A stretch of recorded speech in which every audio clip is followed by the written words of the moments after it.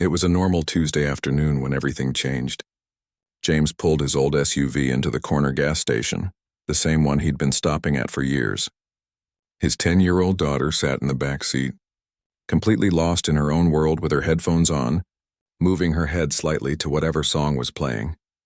James had just finished grocery shopping and was heading home. His wife had texted him a list and he'd managed to get everything except her favorite yogurt brand. The gas needle was pushing empty, so he decided to fill up before making the final stretch home. He stepped out of the car, stretched his arms a bit, and walked to the pump. The sun was warm on his face. A few other people were around, going about their business. Everything felt completely ordinary. James swiped his card and started pumping gas, watching the numbers climb on the screen. Then he heard it, the sound of car doors slamming. Not just one, but multiple. He turned around and felt his stomach drop.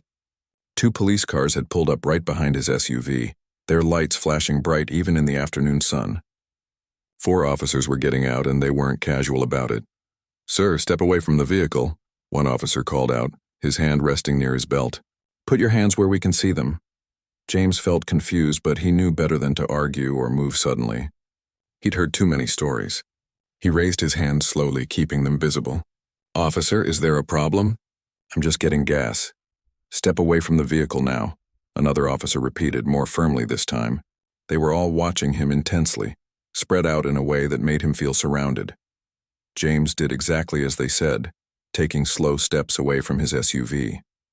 His heart was pounding now, but he kept his face calm. Inside the car, his daughter had noticed what was happening. She pulled off her headphones, her eyes going wide with fear. "Daddy," her small voice came through the half-open window. "It's okay, baby. Stay in the car." "Everything's fine," James said, trying to keep his voice steady even though nothing felt fine at all. One of the officers approached him while the others maintained their positions. "We got a call about a suspicious person in the area." "Someone matching your description." James blinked. "Suspicious?" He was filling up gas in broad daylight at a station he'd been coming to for 3 years. He was wearing jeans and a plain t-shirt. His daughter was in the car. What exactly was suspicious about any of this? "Sir, I live just 10 minutes from here. I'm just getting gas and heading home with my daughter." "I don't know what call you're talking about." "We need to see some ID," the officer said, not acknowledging what James had just told him. "Of course. My wallet is in my back pocket. I'm going to reach for it slowly, okay?" James said, making sure to announce every movement. He'd never been in trouble with the law, never even gotten a speeding ticket, but he knew how quickly things could go wrong. By now, people were starting to notice. A woman pumping gas 2 pumps over had stopped what she was doing and was staring. A couple of teenagers near the convenience store had their phones out recording. The gas station manager stepped outside, looking confused about why there were suddenly police cars in his lot. James handed over his license. The officer took it and walked back to his patrol car. The other officers still had their eyes locked on James. Nobody was smiling. Nobody was relaxed. The whole thing felt wrong. Inside the SUV, James could see his daughter was crying now, tears running down her cheeks. She was scared. He wanted to go to her to hold her and tell her everything would be okay, but he didn't dare move. "Officer, my daughter is crying. Can I please talk to her?" "Just through the window," James called out. "Stay where you are, sir," came the response. James felt anger rising in his chest, but he pushed it down. Getting angry would only make things worse. He took a deep breath and stayed still, even though every instinct told him to comfort his child. The officer who had taken his license was now on his radio, probably running his information through their system. James knew what they'd find. Nothing. No warrants, no criminal record, not even a parking ticket. He was clean because he'd never done anything wrong. Minutes passed. They felt like hours. Other customers finished pumping their gas and left, throwing curious glances at the scene. A third police car pulled up. Now there were 6 officers for 1 man at a gas station with his daughter. "Sir, we need to search your vehicle," one of the officers announced. "Search it? For what? I'm just trying to get home," James said, his frustration finally showing in his voice. "We have reasonable suspicion. You can either consent or we'll detain you until we get a warrant." James closed his eyes for a moment. He knew his rights, but he also knew that fighting this right now in this moment, with his daughter watching and crying, wasn't going to help. "Fine, go ahead." 2 officers approached his SUV. James heard his daughter's scared voice asking what was happening. One officer told her to step out of the vehicle. She climbed out, still crying, and stood by the gas pump, hugging herself. They opened the doors and started going through his things. The grocery bags were pulled out and checked. They opened his glove compartment, looked under the seats. Then they found his gym bag in the back. James watched as they unzipped it and started pulling things out. Inside was his training gear. Tactical gloves, padding, some rope used for demonstration purposes, a few training manuals with military insignias on them, and his credentials. The officers looked at each other, clearly confused about what they were seeing. "What is all this?" one of them asked. "I'm a training contractor. I work with military personnel," James explained calmly. The officers exchanged glances. One of them picked up one of his credential cards, examining it closely. They clearly didn't know what to make of him. Here was this heavy-set black man at a gas station, and his car was full of tactical training equipment and military credentials. It didn't fit whatever picture they'd had in their minds. "We're going to need to verify this," the senior officer said. James nodded slowly. In his head, he was already running through everything that was wrong with this situation. The excessive response, the assumptions made, the fear they'd put into his daughter's heart. And the worst part? He taught people how to avoid exactly this kind of situation. He trained law enforcement officers, special forces operators, federal agents. He taught them about proper assessment, about not letting bias cloud judgment, about the difference between actual threats and perceived ones. The irony was almost too much. Here he was, a man who trained some of the nation's best, being treated like a criminal at a gas station. "Can I please comfort my daughter now?" James asked again, looking at his little girl who was still crying quietly. This time they let him. He walked slowly to her and knelt down, pulling her into a hug. She buried her face in his chest. "Why are they doing this, Daddy?" she whispered. James didn't have a good answer for that, not one that a 10-year-old should have to hear. So he just held her and said, "I don't know, baby, but it's going to be okay, I promise." But as he looked at all the phones recording, at the officers still going through his vehicle, at the crowd that had gathered, he wondered if that promise was one he could really keep. Something had been broken today. His daughter's sense of safety. His own faith that doing everything right would protect him. The gas pump had long since stopped. His tank was full, but he wasn't going anywhere. Not yet. The situation wasn't getting better. It was getting worse. James stood there with his daughter, feeling her small body shaking against him while the officers continued their search. 20 minutes had passed since they'd first arrived, and instead of things calming down, more backup had been called. A third patrol car had pulled into the gas station, bringing the total number of officers to 6. 6 grown men with guns and badges, all focused on one father trying to get home with his groceries and his kid. It would have been funny if it wasn't so terrifying. "Sir, I need you to step over here," one of the new officers said, gesturing away from his daughter. James felt his jaw tighten. "Officer, she's scared. I just need to keep her calm. You can see her. Just stand over there where we can keep an eye on both of you." There it was again. That assumption. That he was somehow dangerous. That a man with his daughter at a gas station in the middle of the day needed to be watched like he might run or fight or do something crazy. James took a breath and moved where they indicated, keeping his daughter's hand in his. The officers had now pulled out most of the contents from his gym bag and laid them out on the hood of his SUV. His tactical gloves, the kind used in hand-to-hand combat training. His rope and demonstration equipment. 3 different credential cards from military installations. A training manual with restricted stamped on the cover. Several DVDs with labels like Advanced Close Quarters Combat and Tactical Response Training.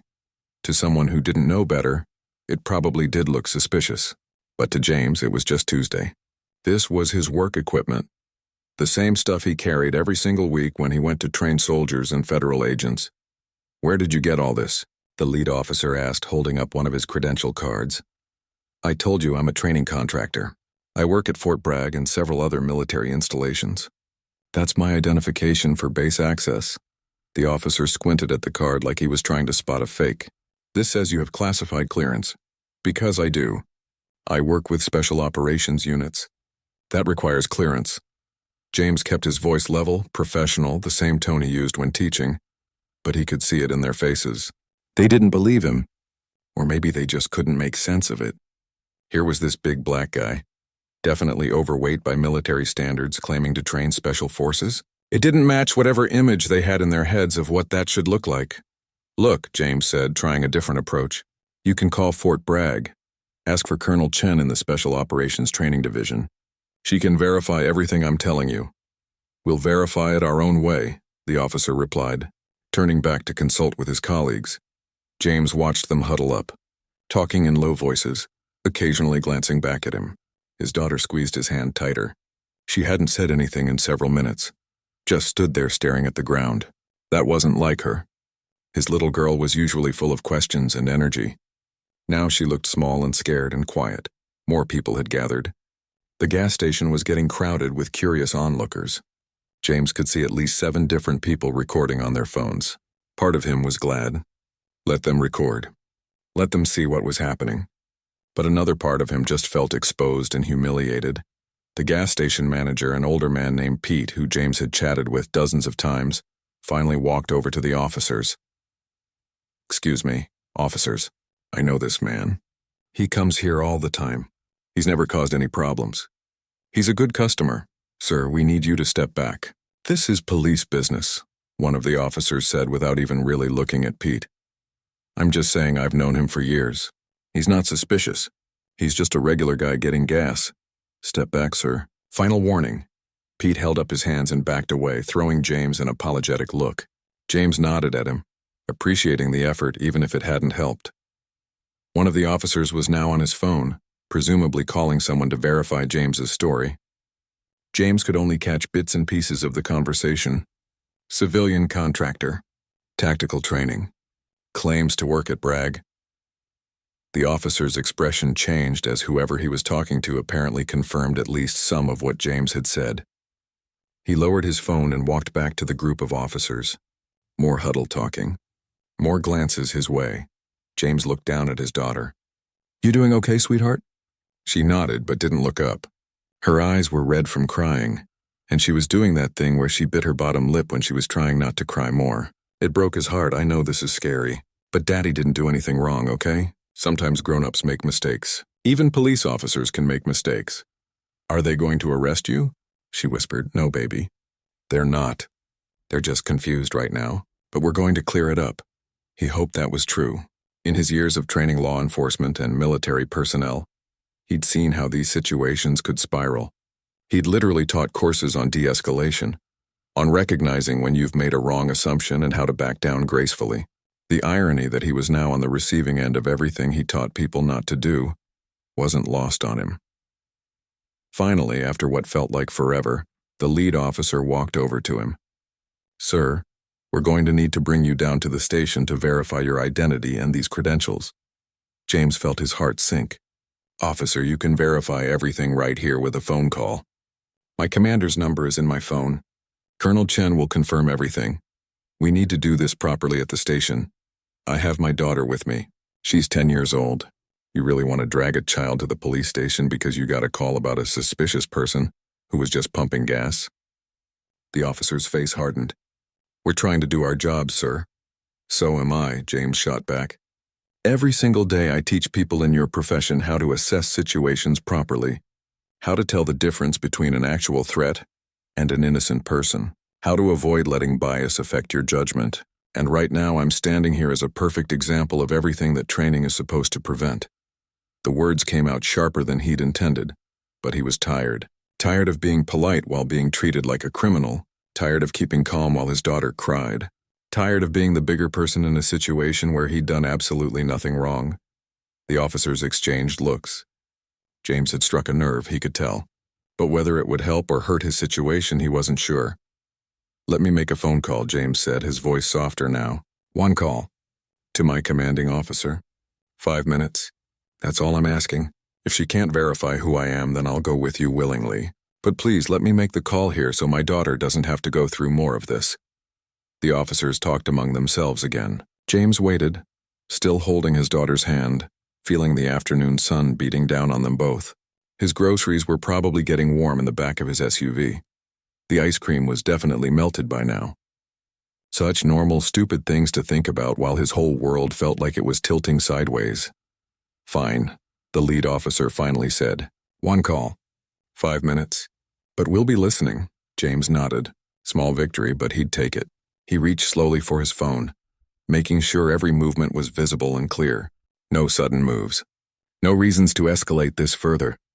He scrolled through his contacts and found Colonel Chen's number. His finger hovered over it for just a second. This would change things. Once he made this call, once the military got involved, this was going to become something bigger than just a mistake at a gas station. But what choice did he have? He pressed call and raised the phone to his ear, very aware that 6 pairs of eyes were watching his every move. The phone rang twice before Colonel Chen picked up. James, what's going on? You were supposed to check in an hour ago. James took a breath, choosing his words carefully. Colonel, I've got a situation here. I'm at the gas station on Miller Street, and I've been detained by local police.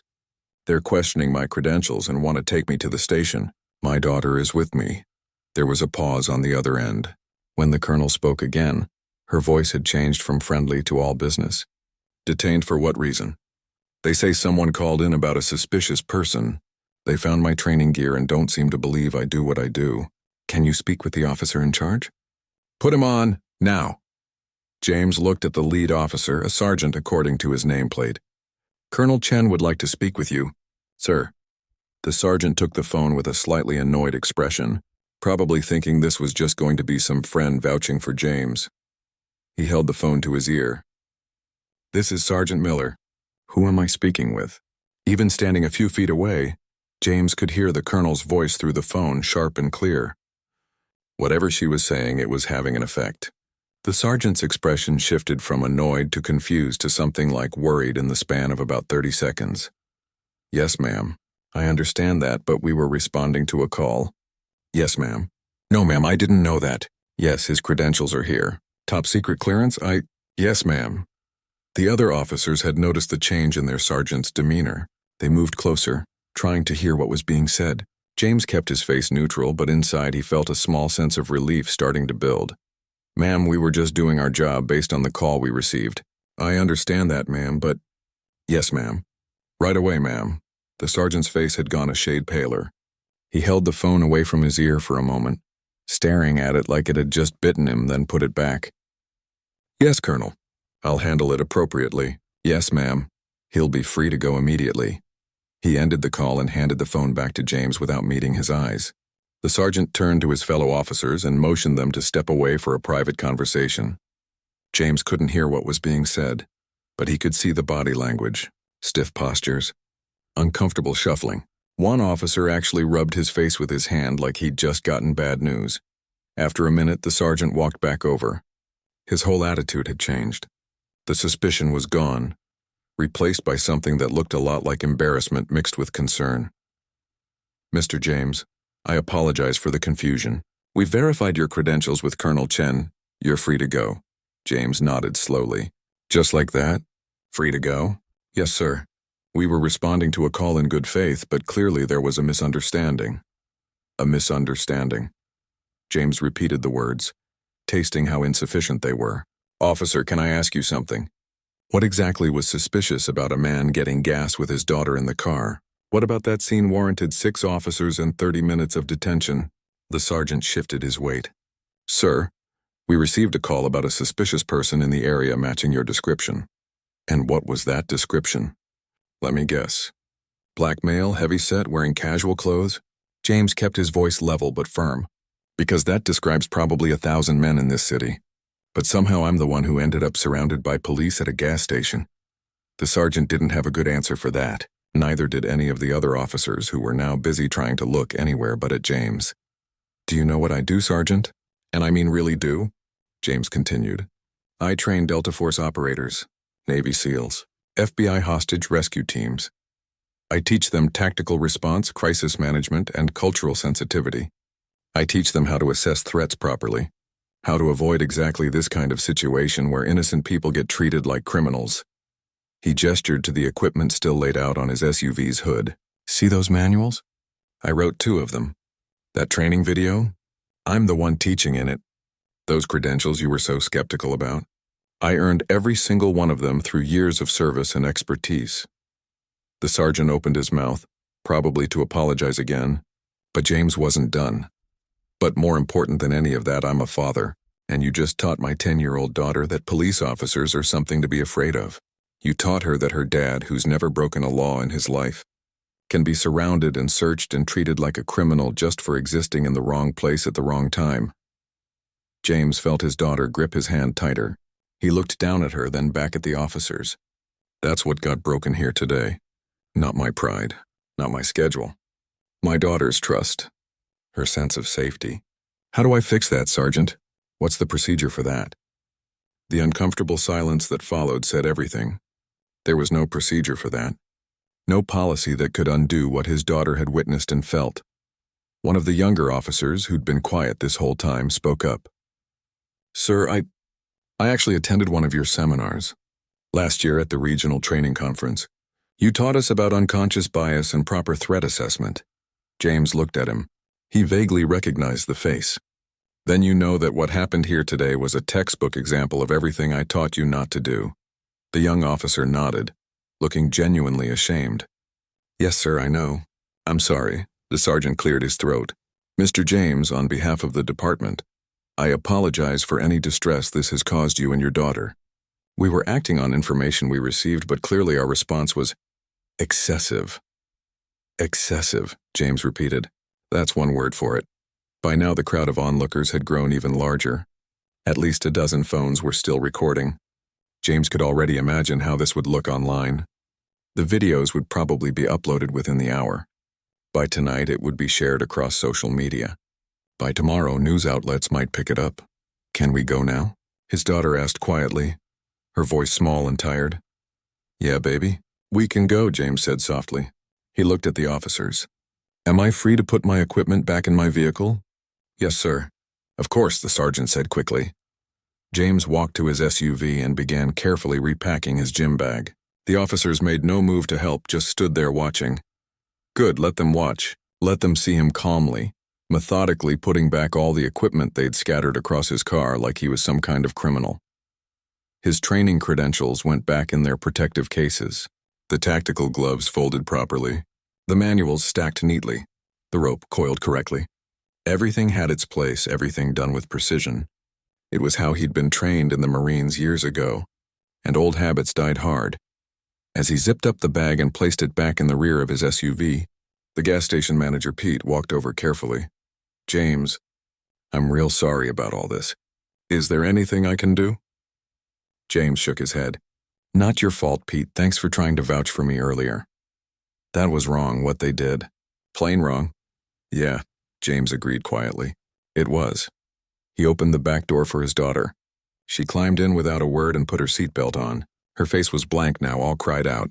That scared James more than the tears had. At least tears meant she was processing it. This blank look meant she was shutting down. James walked around to the driver's side.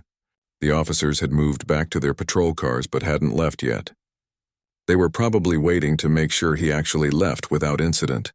Or maybe they were doing damage control, trying to figure out how to write up this massive mistake in their reports. Before getting in his car, James turned back to the sergeant one more time. "Colonel Chen is going to want a full report on this incident. She's going to want to know the name of whoever called in that suspicious person report, and she's going to want to know what your department's procedures are for verifying credentials before deploying 6 officers to a gas station." The sergeant nodded stiffly. "I understand, sir. I hope you do," James said. "Because this isn't over. Not by a long shot."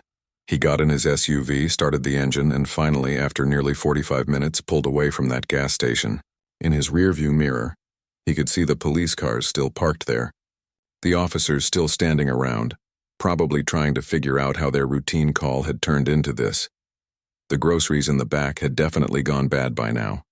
The ice cream was melted. The frozen items were thawed. But that was the least of his concerns. He glanced in the mirror at his daughter. She was staring out the window. Headphones back on, but he could tell she wasn't really listening to music. She was just blocking out the world. "Hey, sweetheart," he said gently. She didn't respond. Maybe she really couldn't hear him, or maybe she was pretending not to. James drove home in silence, his mind already racing through everything that would come next. The official report he'd have to file, the conversation with his commander, the meeting with his wife to explain what happened, the difficult task of helping his daughter process this trauma, and somewhere in the back of his mind, a darker thought: if this could happen to him, with all his credentials and connections and training, what chance did regular people have? People without a colonel to call. People without the knowledge of their rights. People who might panic or react wrong and turn a bad situation into a tragic one. By the time James pulled into his driveway, his phone had already started buzzing with messages. Word traveled fast, especially in military circles. Colonel Chen had clearly started making calls the moment she hung up with that sergeant. His wife, Lisa, came rushing out of the house before he'd even turned off the engine. She must have seen something in his face, or maybe she'd already gotten a call. Either way, she went straight to the back door and pulled their daughter into a tight hug. "What happened?" Lisa asked, her nurse instincts kicking in as she checked their daughter over for any signs of physical harm. "We're okay," James said, though the words felt hollow. They were physically okay, sure. But okay in every other sense? That was debatable. Inside the house, while Lisa took their daughter upstairs to talk privately, James finally looked at his phone. 12 missed calls, 23 text messages, 3 voicemails, and it had only been 20 minutes since he left the gas station. The first voicemail was from Colonel Chen. "James, I've made some calls. The police chief is going to hear about this directly from the base commander. What happened today was unacceptable, and there will be accountability. Call me back when you can." The second was from Lieutenant Commander Rodriguez from the Navy Special Warfare Training Center. "Brother, just heard what went down. That's complete garbage. Let me know if you need anything." "Anything at all?" The third was from Agent Patterson with the FBI. "James, this is ridiculous. You literally trained half our field office last month. I'm making some calls on my end. This needs to be addressed." James sat down on his couch and rubbed his eyes. He was tired. Not physically tired, but that deep exhaustion that comes from having to be calm and controlled and professional when every part of you wants to shout about how wrong something is. His phone rang again. This time he answered. It was Colonel Chen. "How are you holding up?" she asked, skipping any pleasantries. "I've been better, Colonel. I've spent the last 30 minutes on the phone with various people. The base commander is furious. He's calling the mayor as we speak. The police chief is going to get an earful. I appreciate that, but honestly, I'm more worried about my daughter right now. She's terrified of cops now." There was a sigh on the other end. "I can't imagine. James, I need you to know something. What those officers did today, it reflects every negative stereotype and bias we work so hard to train people out of. And the fact that it happened to you, of all people, makes it even more absurd." "That's what gets me," James said. "I teach this stuff. I literally stand in front of classrooms full of law enforcement and military personnel and teach them how to avoid racial profiling, how to assess situations without bias, how to recognize when their assumptions are wrong. And today I became a case study in what happens when people don't listen to that training. Do you know what the sergeant told me when I asked him why they responded with such force?" Colonel Chen asked. "What?" "He said you matched the description of someone acting suspicious in the area. When I pressed him on what suspicious meant, he couldn't give me a straight answer. It was just feelings and assumptions." James laughed, but there was no humor in it. "Let me guess. Big black guy in casual clothes. That was the whole description." "Essentially, yes. No actual criminal activity. No threats. Just a man existing in a space, and apparently that was enough to deploy 6 officers. James heard footsteps on the stairs. Lisa was coming back down. He could tell from her expression that the conversation with their daughter hadn't gone well. "Colonel, I need to go. Family stuff to handle, but we'll talk tomorrow about the formal report." "Of course. Take care of your family. And James?" "I meant what I said. This isn't getting swept under the rug." After hanging up, James looked at Lisa. She sat down next to him, close enough that their shoulders touched. "She won't talk to me," Lisa said quietly. "She just keeps saying she's fine, but she's not fine. I can see it in her eyes. I'll try talking to her later. Maybe she needs some time to process." "James, what exactly happened? Give me the full story." So he did. He told her everything, from the moment the police cars pulled up to the sergeant's weak apology. Lisa listened without interrupting, but he could see her getting angrier with each detail. 6 officers. she said when he finished. For a man getting gas. With his child in the car. In broad daylight. Yep. And they searched your car without probable cause? I gave consent. Figured fighting it in the moment would just make things worse. Lisa shook her head. This is insane. You train these people. You teach them how to do their jobs better, and this is how they treat you. Not all of them. One of the younger officers actually recognized me from a seminar I taught. He looked pretty ashamed. Good, he should be ashamed. They all should be. James's phone buzzed again.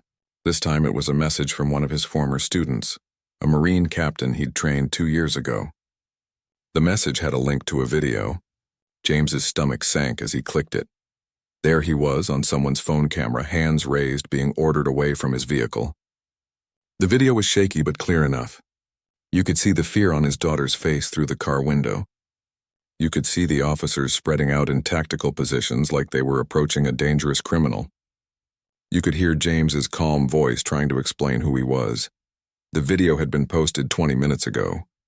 It already had 50,000 views and was being shared rapidly. The comments section was exploding. This is wrong on so many levels. 6 cops for this? Are you kidding me? That's James Williams. He trains special forces. This is insane. Racial profiling, plain and simple. This man is a hero and they're treating him like a criminal. Lisa looked over his shoulder at the screen. Oh no, this is going viral. Yeah, James said. It's going to be everywhere by tomorrow, and he was right.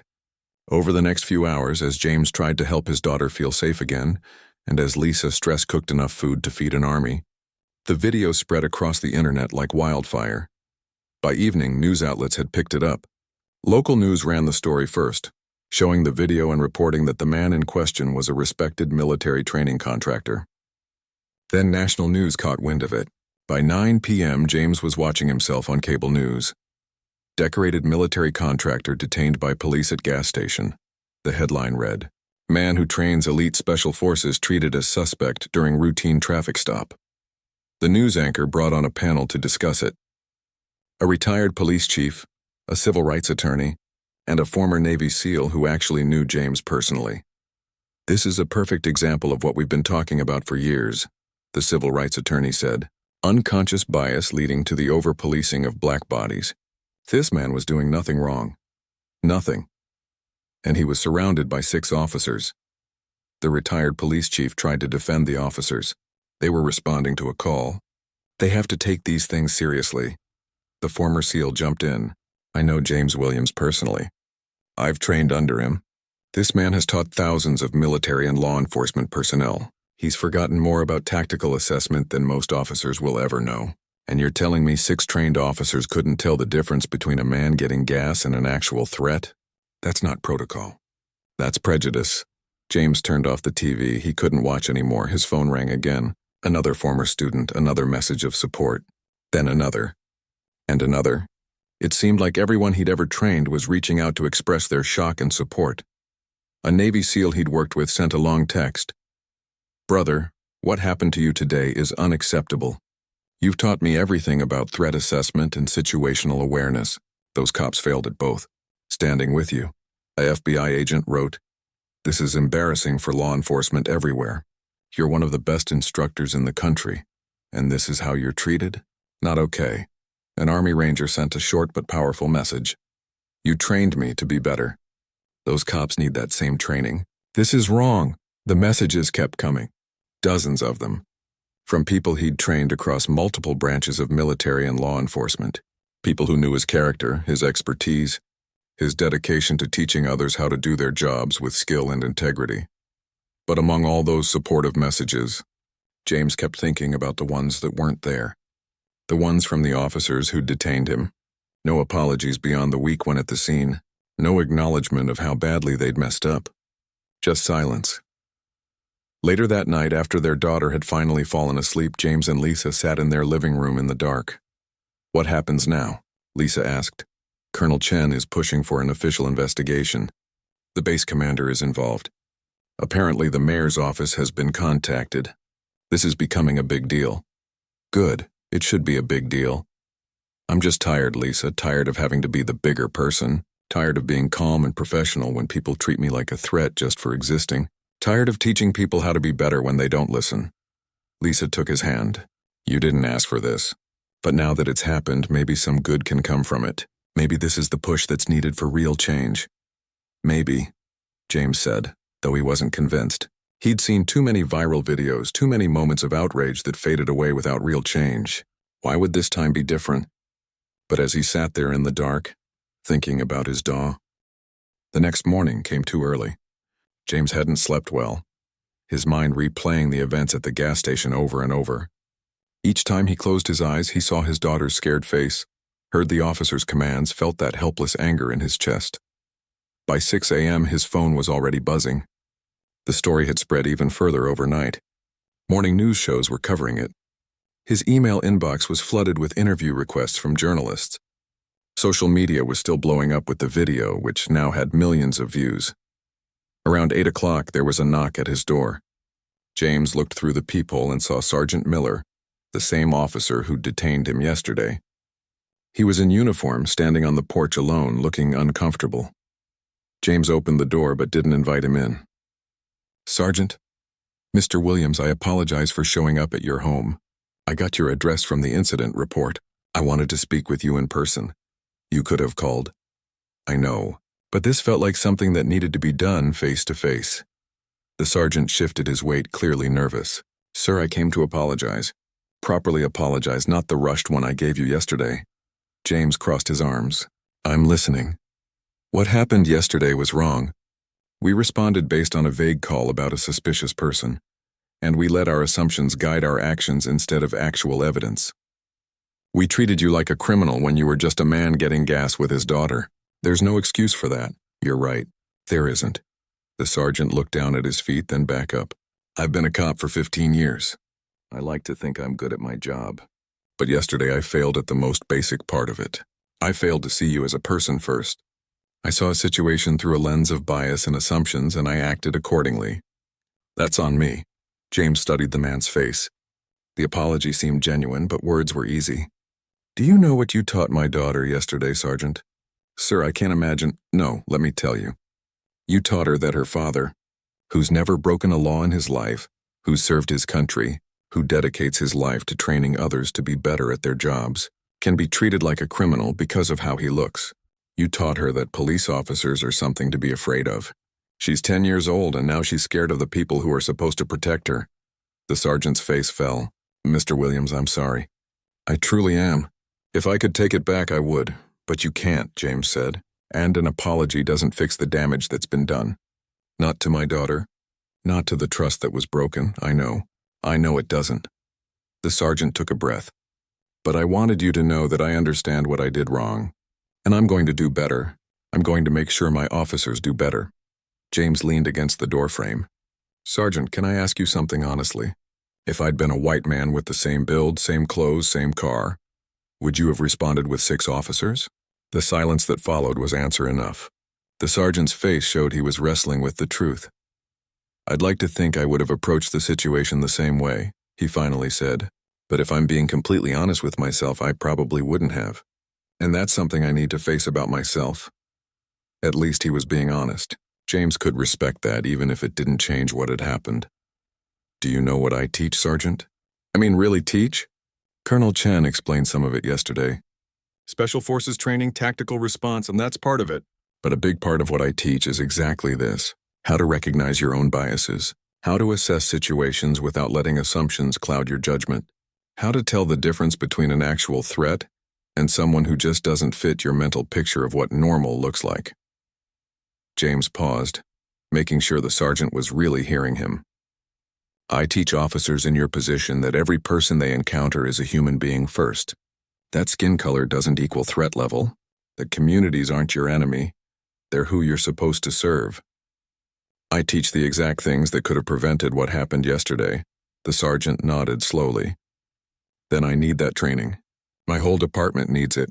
You already have it. It's in your training manual. I helped develop it 3 years ago, when your city contracted with my company for a department-wide review. The problem isn't lack of training. It's people not applying what they've been taught. That hit home. The sergeant's expression showed he understood the weight of that statement. What can I do to make this right? He asked. Not just the apology, but real action. James thought about that. You want to make it right? Start by being honest in your report about what happened. No sugarcoating, no justifications. Write down exactly what you did wrong and why it was wrong. Then use it as a teaching moment for your department. Make sure what happened to me doesn't happen to someone else. I can do that. And when your officers are out there, remind them that every person they approach could be someone's parent, someone's child, someone's loved one. That man at the gas station could be a doctor, a teacher, a veteran, or yes, someone who trained special forces. But even if he's none of those things, he still deserves to be treated with basic dignity and respect. The sergeant was quiet for a moment. You're right. And I'm sorry we didn't give you that yesterday. It's not just me you owe an apology to. It's my daughter. It's every person in this community who saw that video and realized that could have been them or their family member. I understand. The sergeant reached into his pocket and pulled out a card. This has my direct number. If there's anything I can do, anything your daughter needs, please call me. And if you're willing, I'd like to arrange for you to speak with our department. We clearly need to hear what you have to teach. James took the card but didn't make any promises. I'll think about it. After the sergeant left, James stood in his doorway for a moment, processing the conversation. The apology was good, he supposed. Better than nothing. But apologies didn't undo trauma. They didn't give his daughter back her sense of safety. He went back inside where Lisa was making breakfast. Their daughter was still upstairs, not wanting to come down. She'd barely said 10 words since yesterday. Who was at the door? Lisa asked. The sergeant from yesterday. Came to apologize, and he seemed genuine. Said all the right things. But words are easy, you know. Action is what matters. Lisa nodded, flipping pancakes with more force than necessary. She was still angry, had been since yesterday. Did he explain why they targeted you in the first place? Some vague call about a suspicious person. No real description, no actual crime, just someone's feeling that something wasn't right. James poured himself coffee. It's the same story I hear every time something like this happens. Someone sees a black person in a place they don't expect them to be, gets uncomfortable, calls it suspicious. His phone rang. Colonel Chen again. Morning, Colonel. James, I wanted to give you an update. The police chief called me this morning. She's opening a full investigation into the incident. Internal affairs is involved. And she wants to meet with you personally to apologize. The sergeant already came by this morning to apologize. Good. But the chief wants to do this right. She's taking it seriously. Colonel Chen paused. She also mentioned she attended one of your training seminars a few years ago. She knows who you are and what you do, and she's embarrassed this happened in her city. Everyone's embarrassed now that it's viral. Where was all this concern yesterday when it was happening? I hear you. And you're right to be frustrated. But between you and me, this might be an opportunity. The chief is talking about overhauling their training program. She specifically mentioned bringing you in to lead it. James rubbed his temples. I don't know if I can do that, Colonel. Work with the department that just traumatized my daughter? I'm not saying you should. I'm just saying it's on the table if you want it. Either way, you have support from this entire command. The base commander made it very clear that what happened to you is unacceptable, and the city leadership knows it. After hanging up, James went upstairs to check on his daughter. She was sitting on her bed, hugging a stuffed animal, staring at nothing. Hey, sweetheart. Can I come in? She nodded, but didn't say anything. James sat down next to her. I know yesterday was scary, and I know sorry doesn't make it better, but I want you to know that what happened wasn't your fault, and it wasn't Daddy's fault either. Why did they do that? She finally asked, her voice small. Because they made a mistake. They made assumptions about Daddy based on how he looks instead of who he actually is. Is it because we're black? The question hit James like a punch to the gut. She was 10. She shouldn't have to think about these things yet. But yesterday had forced that reality on her. Yeah, baby. I think that was part of it. That's not fair. No, it's not. It's not fair at all. She looked up at him with tears in her eyes. Are the police going to come back? No, sweetheart. They're not coming back. And Daddy's not in trouble. Those officers made a mistake and they know it now. I was so scared. I know you were. I was scared too. She looked surprised at that. You were? Of course I was. Not for me, but for you. I was scared you were being hurt by what was happening. And that scared me more than anything. She hugged him tight and he held her, wishing he could shield her from every bad thing in the world. But he couldn't. Within 24 hours, the gas station video had been viewed over 5 million times. It was everywhere. National news networks were running segments. Social media was flooded with reactions. The hashtag Justice for James was trending, even though James himself found that kind of ironic, since his actual name wasn't in any of the original posts. By day 3, major news outlets were reaching out constantly for interviews. James had turned down most of them, not ready to relive the experience on camera. But he agreed to one interview with a respected journalist who'd covered military affairs for years and understood the context of what he did for a living. The interview aired on a Thursday evening. James sat in his living room with proper lighting set up, wearing a simple button-down shirt, looking directly at the camera. "Mr. Williams, thank you for agreeing to speak with us. Can you walk us through what happened that day?" James told the story calmly, factually, the way he'd been trained to brief officers after an operation. No emotion, just facts. But when the interviewer asked about his daughter, his composure cracked just slightly. "She's 10 years old. She's never been in trouble, never seen her father in trouble. And in 30 minutes, 6 police officers taught her to be afraid of the people who were supposed to protect her. That's not something you can just get over. You train law enforcement officers, is that correct?" "Yes, among others. I train military special operations personnel, federal agents, and law enforcement officers in tactical response, crisis management, and cultural sensitivity. So you teach the very skills that should have prevented what happened to you." "Exactly. I teach officers how to assess situations without bias, how to tell the difference between an actual threat and someone who just doesn't match their expectations, how to de-escalate instead of escalate. Everything those officers did wrong that day is something I teach people not to do." The interviewer leaned forward. "Some have suggested that what happened to you was an isolated incident, just a few officers making a mistake. What's your response to that?" James chose his words carefully. "I don't think those officers woke up that morning planning to do something wrong. But the fact that it happened to me, someone with all my credentials and training and connections, shows how easily it can happen to anyone. If I can be surrounded by 6 officers at a gas station for doing nothing wrong, what chance does someone without my resources have?" The interview went viral too. Clips were shared across every platform. But this time, it wasn't just the incident people were talking about. It was James's response to it, his calm analysis of what went wrong and why. The response was overwhelming.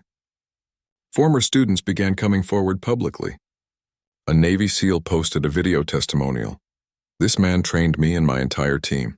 He taught us how to think, how to assess, how to operate with precision and respect. What happened to him is a disgrace." An FBI agent posted, "I've taken 3 of his courses. Everything he teaches about threat assessment and cultural sensitivity is gold standard. Those officers should be required to take his training." A police captain from another city wrote an op-ed. "I know James Williams's work. I've implemented his training methods in my department, and they've made us better officers. What happened to him should be a wake-up call for every law enforcement agency in this country." But not everyone was supportive. Some comments online defended the officers, saying they were just doing their jobs, that James should have complied faster, that if he had nothing to hide, he shouldn't have been bothered by a simple investigation. Those comments stung, but they also proved the point James had been trying to make, that some people would always find a way to justify treating others as suspicious based on nothing but appearance and assumption. Meanwhile, his daughter was struggling. She'd gone back to school, but Lisa reported that she was withdrawn, quieter than usual. Her teacher had noticed too and suggested counseling. They found a good therapist who specialized in childhood trauma. The first session, James and Lisa sat in the waiting room while their daughter went in alone. When she came out 45 minutes later, her eyes were red from crying, but she seemed a little lighter somehow. "How was it?" Lisa asked gently. "Okay, she's nice. She says what I'm feeling is normal." That night, tucked into bed, their daughter finally opened up to James. The therapist asked me what I was most scared of that day. "What did you tell her?" "I said I was scared they were going to take you away, that I'd never see you again." Her voice got smaller. "People at school, they say things about what happens to black people in police. I didn't really understand before, but now I do." James felt his heart break a little more. "Baby, I'm still here. I'm not going anywhere. But you could have been. That's what's scary. You didn't do anything wrong, and it still happened." She was right, and James didn't know how to make that okay. So he just held her and promised to always come home, even though he knew that was a promise the world might not let him keep. The official investigation into the incident moved forward. Internal Affairs interviewed all 6 officers involved. They pulled radio communications, reviewed the original call that had prompted the response, and examined department policies. The findings, when they were released 2 weeks later, were damning. The original call had been vague at best, just someone reporting a suspicious person with no description of any actual suspicious behavior. The response had been excessive. The officers had failed to properly identify James before treating him as a threat. Several department policies had been violated. 3 of the officers received official reprimands in their files. The sergeant was suspended for 2 weeks without pay. The department issued a formal apology and announced a complete review of their training protocols. But for James, none of that really mattered. The official consequences were something, sure, but they didn't change what had happened. They didn't give his daughter back her innocence or her sense of safety. What did matter were the hundreds of messages he received from regular people. Parents who'd had similar experiences. Young men who'd been pulled over for driving while black. Women who'd been followed in stores. People who'd been treated as suspicious just for existing in spaces where others didn't expect them. "Your story is my story," one message read, "except I don't have your credentials or your connections. Thank you for speaking up for all of us." Another said, "I cried watching your interview because you put words to something I've felt my whole life. Thank you for using your platform." A father wrote, "I have a son your daughter's age. We had to have the talk with him after watching what happened to you. It broke my heart, but it's necessary. Thank you for being brave enough to share your story." Those messages stayed with James. They reminded him that this wasn't just about him. It was bigger than one incident at one gas station. It was about a pattern, a system, a set of assumptions that affected millions of people every day.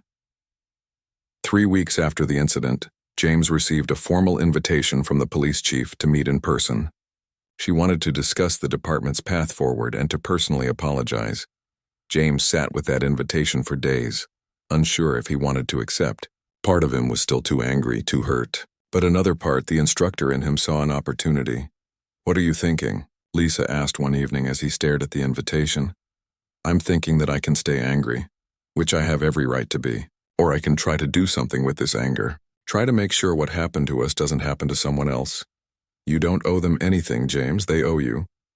"I know, but maybe I owe it to all those people who sent me messages, the ones who don't have my voice or my platform. Maybe I owe it to them to at least try." Lisa was quiet for a moment. "What does your gut tell you?" James thought about that. His gut told him this was going to be hard. That reopening this wound was going to hurt. That working with the department that had hurt his family was going to require more strength than he thought he had. But his gut also told him that walking away would haunt him. That knowing he could have done something and chose not to would eat at him. "My gut tells me I need to at least hear what they have to say. Then we go together," Lisa said firmly. "You don't face this alone." 2 days later, James and Lisa sat in the police chief's office. The chief was a woman in her 50s with 30 years on the force. She stood when they entered, offering her hand. "Mr. Williams, Mrs. Williams, thank you for coming. I know this isn't easy." They sat down across from her desk. The chief took a breath and began. "I'm not going to waste your time with excuses. What happened to you was wrong. It violated our policies, our training, and most importantly, it violated your dignity and your daughter's sense of safety. As the leader of this department, that's on me." James nodded but said nothing. "I've spent the last 3 weeks reviewing everything about this incident and about our department's practices. And I've come to some uncomfortable realizations. We have a bias problem, not just in the officers who detained you, but systemically, in how we respond to calls, how we assess threats, how we interact with communities of color." "I could have told you that 3 weeks ago," James said. "I know, and you shouldn't have had to go through what you did for us to wake up to it." The chief pulled out a folder. "I've been reviewing your training materials, the ones we purchased 3. The police chief's office felt smaller than it was, packed with years of commendations on the walls and photos of community events. But sitting there across from her, James wasn't interested in the decorations. He wanted to know if this conversation would be real or just another performance. Before you tell me your plan, James said, I need to know something. Did you watch the video of what happened to me? The chief nodded. Yes, multiple times, and what did you see? The chief took a breath, and James could see her choosing her words carefully. But he didn't want careful words. He wanted truth. I saw my officers treating an innocent man like a criminal. I saw them escalating a situation that never needed to be escalated. I saw a little girl crying while her father tried to stay calm despite being surrounded and searched for no legitimate reason. She paused. I saw everything I've been teaching officers not to do for 25 years. You said you attended one of my training seminars, James said, 3 years ago. Law Enforcement Leadership Conference. You taught a 6-hour workshop on cultural competency and de-escalation techniques. It was one of the best sessions I've ever attended. James remembered that conference. He'd taught 3 different sessions over 2 days, training hundreds of officers from departments across the state. Then you know that what happened to me wasn't a mistake. It was a choice. Your officers chose to see me as a threat before they had any actual evidence. They chose to respond with overwhelming force. They chose to ignore my calm explanations. Every step of the way, they made choices based on bias, not facts. The chief didn't flinch from his words. You're right. And that's why I need help. Not just training materials or a one-day workshop. Real, sustained change. A complete overhaul of how this department thinks and operates. Lisa spoke for the first time. Chief, my husband is a good man. He's dedicated his career to making people better at their jobs. But what your officers did to him, to our daughter, it broke something. You're asking him to help fix your department when your department nearly broke our family. I know, and I have no right to ask, but I'm asking anyway because I think he's the only one who can really make a difference here. James leaned back in his chair. Okay, tell me your plan. What exactly are you proposing? The chief opened her folder and pulled out several documents. First, mandatory training for every single officer in this department. Not optional, not suggested, mandatory.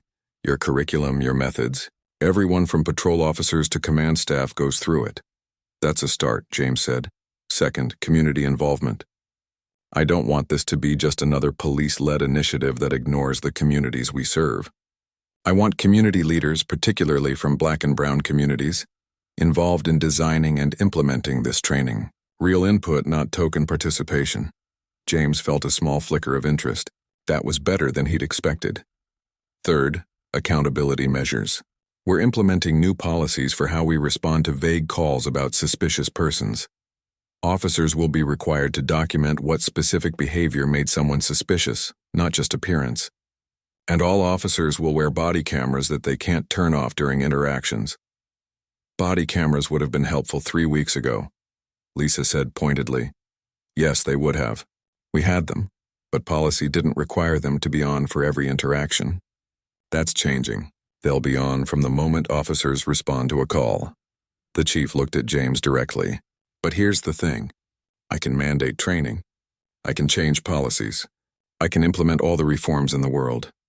But if the culture doesn't change, none of it matters. And changing culture requires someone who officers will listen to and respect. Someone with credibility. You mean someone who's not a police officer? James asked. I mean someone who's done what they aspire to do. You've trained elite military units. You've worked with federal agencies. You've earned a level of respect that, frankly, I could never get just by being their chief. When you talk, people listen, including the officers who need to hear it most. James sat with that for a moment. It was manipulative in a way, appealing to his sense of purpose, but it was also true. He'd seen it in his other training sessions. When he walked into a room with his credentials and his background, even skeptical officers paid attention. What about the officers who detained me? James asked. They're still on your force, right? 3 received written reprimands. Sergeant Miller was suspended for 2 weeks and is back now. All 4 are required to complete additional training. And how do they feel about all this? The chief hesitated. Mixed reactions.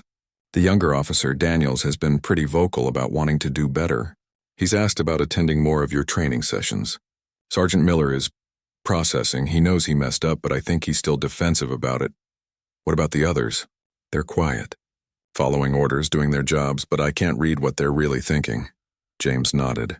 That tracked. Some people genuinely wanted to grow and change. Others would resist anything that forced them to confront their own biases. If I agree to do this, James said slowly, I have conditions. Name them.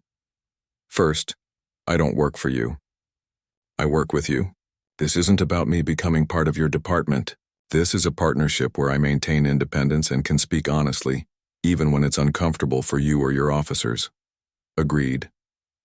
Second, community involvement isn't optional. I want an advisory board of community members, particularly people who've had negative experiences with your department. They help design the training, they participate in it, and they hold everyone accountable for implementing changes. The chief made a note. I can make that happen. Third, my family comes first. If at any point this process is affecting my daughter's healing or my family's well-being, I walk away. No guilt, no pressure to stay? Absolutely. Your family should never have been affected in the first place. And fourth, James took a breath. I need to hear from those officers. Not a formal apology at a press conference. A real conversation where they tell me what they were thinking, what assumptions they made, and what they're going to do differently.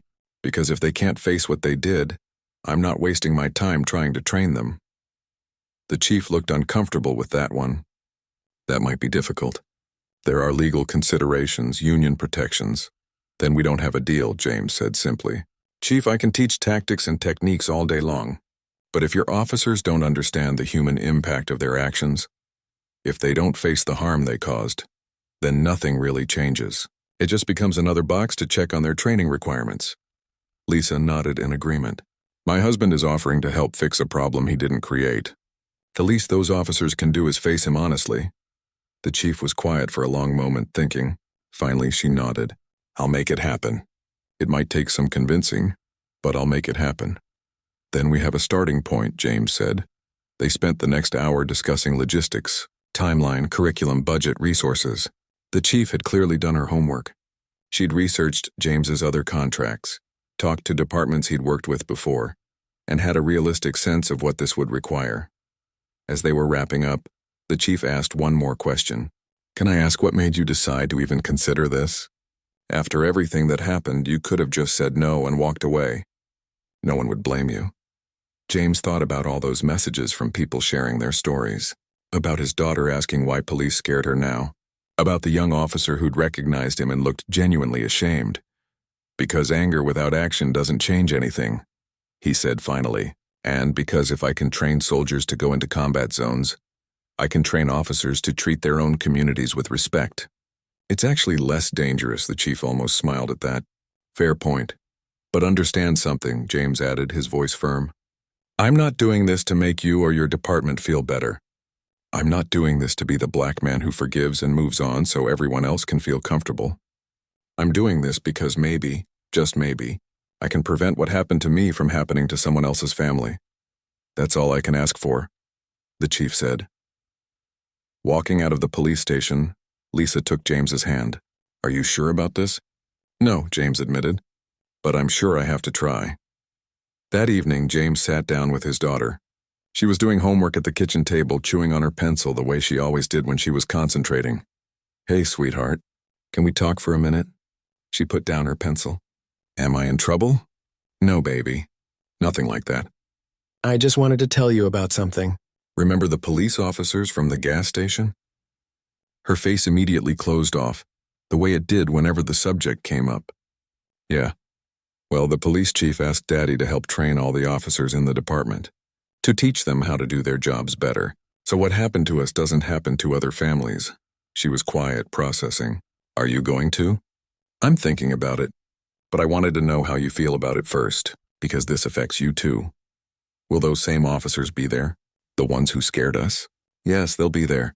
She thought about that, her young face serious beyond her years. Will you teach them not to be scary? James felt his throat tighten. I'll teach them to see people as people first. 6 months later, James stood in front of the police department's main training room. Every seat was filled. Over 100 officers, from fresh recruits to veteran cops with 20-plus years on the job, sat waiting for him to begin. It had been a long 6 months. The meeting with the 4 officers who detained him had been painful and messy. Sergeant Miller had been defensive at first, making excuses, until James had played the gas station video and asked him to watch his own daughter's face in the background. That had broken something open. The sergeant had finally admitted that fear and assumption had driven his decisions that day, not facts or evidence. The younger officer, Daniels, had cried during that meeting. Actually cried. He'd apologized over and over, saying he'd let his training and his biases override what his gut had been telling him, that James was just a dad getting gas. The other two officers had been harder to reach. They'd apologized, but James could tell they still didn't fully understand what they'd done wrong. They saw it as a procedural mistake, not a human one. Those were the ones who worried him most. You could teach procedures, but changing hearts was much harder. Still, that meeting had given James what he needed. Real examples, real admissions, real material to work with in building his training program. Now, standing in front of this room full of officers, James took a breath and began. 6 months ago, I was detained at a gas station by 6 officers from this department. I was getting gas. My 10-year-old daughter was in the back seat.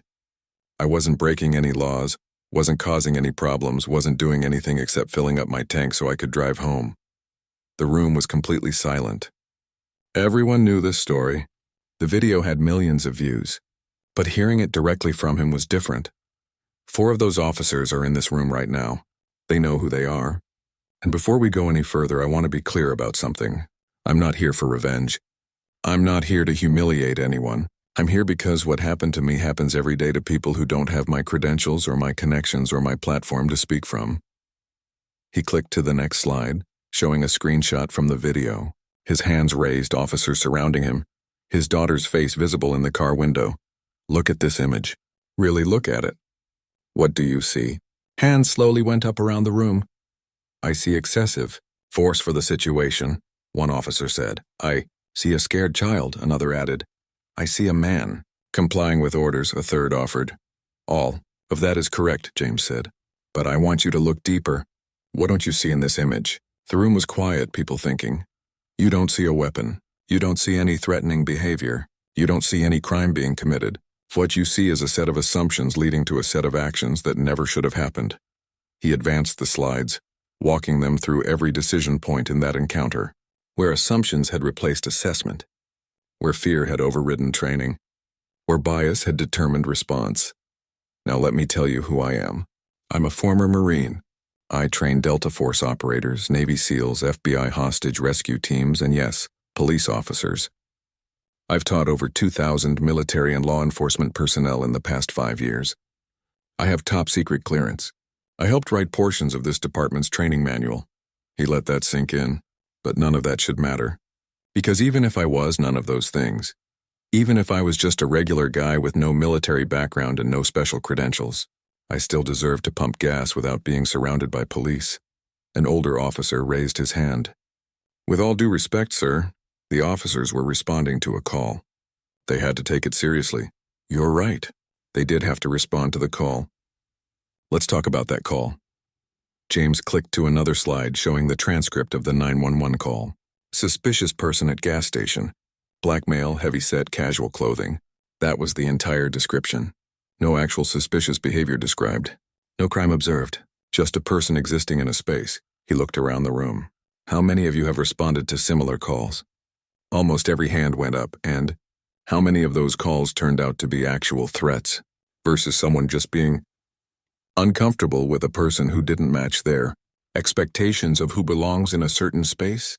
The hand slowly lowered. People were getting it. This is what we need to talk about. The difference between actual suspicious behavior and unfounded assumptions. Because right now in this country, in this city, being black in the wrong place at the wrong time is enough to get labeled suspicious, and that needs to change. For the next 3 hours, James walked them through scenarios, real situations, some from his own experience, some from the community advisory board members who'd volunteered to share their stories. One woman, a respected teacher in the community, came in to speak. She told her story of being pulled over 7 times in 2 years, always asked if the car was stolen, always treated with suspicion, despite being a law-abiding citizen. A young man talked about being stopped and frisked repeatedly in his own neighborhood, where his family had lived for 30 years.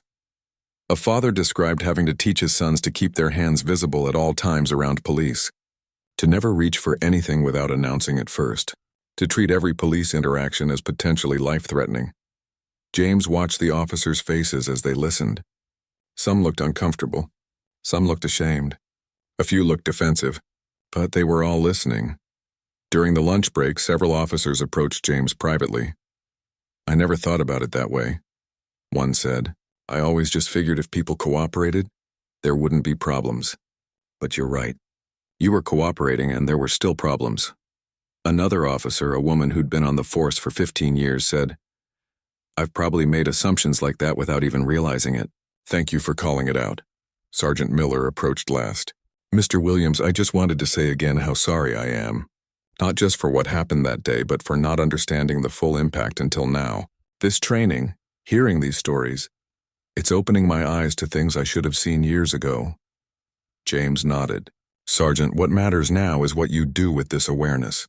Saying sorry is one thing, changing behavior is another. I understand, and I'm committed to doing better." The afternoon session focused on practical application. James taught them the same threat assessment techniques he taught special forces, adapted for law enforcement: how to read situations without bias, how to distinguish between actual danger signals and cultural differences or unfamiliarity, how to de-escalate instead of escalate. When you approach someone, you make a decision in the first 3 seconds about threat level, James explained. That decision is influenced by your training, your experience, and unfortunately, your biases. The key is learning to recognize when bias is influencing your assessment and correcting for it. He walked them through exercises, showing images of different people in different scenarios and asking officers to identify what actually made something suspicious versus what was just different or unexpected. "This man is walking down a street in an affluent neighborhood." James showed a picture. "What's your assessment?" "Doesn't match the neighborhood demographics," one officer said. "That's observation, not assessment," James corrected. "Not matching demographics isn't suspicious behavior." "What is he actually doing?" "Walking." "Right. So unless walking is a crime, there's no reason to stop him." But how many times have people in this exact scenario been stopped and questioned? The uncomfortable silence was his answer. They went through scenario after scenario, breaking down the difference between legitimate concern and discriminatory assumption. It was exhausting work, forcing people to confront their own biases, but James could see it landing. Could see officers starting to question their own instincts. By the end of that first day, James was drained. But he also felt something he hadn't expected. Hope. Real hope that this might actually make a difference. Over the following weeks, every officer in the department went through the training. Some sessions went better than others. Some officers embraced the lessons immediately. Others resisted, arguing that they were just doing their jobs, that they didn't see race, that all this sensitivity training was making their jobs harder. Those were the hardest sessions. James didn't back down, didn't soften his message. He pushed them to be uncomfortable because growth required discomfort. The Community Advisory Board participated throughout, sharing their perspectives, challenging officers to think differently. Some powerful moments emerged from those interactions. Officers and community members having honest conversations, building understanding that hadn't existed before. 3 months into the training, James started seeing results. Use of force incidents dropped by 30%. Complaints from the community decreased. Officers were taking more time to assess situations before acting.